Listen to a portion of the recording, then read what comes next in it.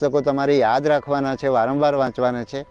એ કઈ રીતે વાંચવા એની વાત કરું તો તમારે જ્યારે તમે પ્રથમ વાંચન કરો, જ્યારે પણ વાંચો ત્યારે તમારે અંડરલાઇન તો કરવાનું જ છે, કારણ કે તમારી પાસે અનંત સમય નથી, સમય મર્યાદિત છે. એટલે જ્યારે તમે બીજી વાર પુનરાવર્તન કરો ત્યારે તમારે ઓછું જ વાંચવું પડે એવું કરવું પડે. અને એનો ફાયદો એ પણ છે કે તમે આખું પુસ્તક તમે વાંચો તો તમારે એમાંથી બહુ ઓછું યાદ રહેશે, પણ તમારે જે વસ્તુ યાદ રાખવાની છે, તમારા માટે જે વસ્તુ મહત્ત્વની છે, એ વસ્તુઓ તમે અંડરલાઇન કરી હશે તો તમે મર્યાદિત વસ્તુઓ વાંચશો, અને મર્યાદિત વસ્તુ વારંવાર વાંચશો તો તમને યાદ રહેશે. એટલા માટે અંડરલાઇન કરવાનું, સાઈડમાં કંઈ લખવા જેવું હોય તો લખવાનું, બરાબર છે.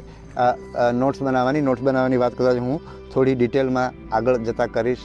તો હવે જે પુસ્તક તમારે વારંવાર વાંચવાનું છે, મેં તમને એવું કીધું કે કેટલાક NCERTના નીચેના ધોરણના પુસ્તકો છે તમારે એક જ વાર વાંચવાના છે, અંડરલાઇન કરીને માત્ર અંડરલાઇન વાંચવાનું.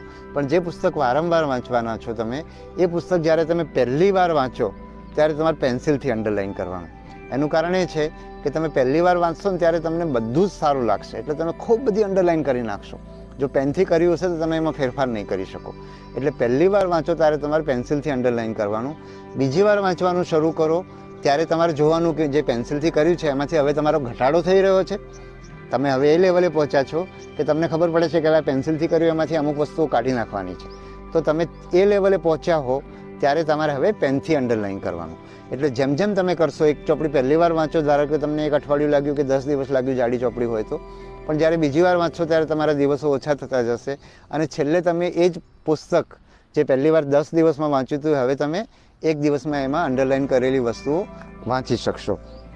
એટલે આ રીતે બીજું કેટલાક પુસ્તકો છે જે વારંવાર વાંચવાના. બહુ બધું વાંચશો તો બધામાંથી કશું યાદ નહીં રહે. એટલે તમારે મર્યાદિત પુસ્તકો નક્કી કરવાના.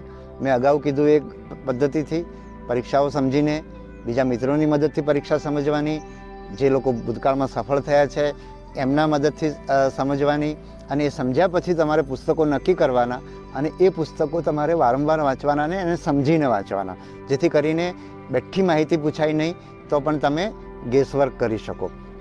બરાબર છે. એટલે એના તરફ જવાનું.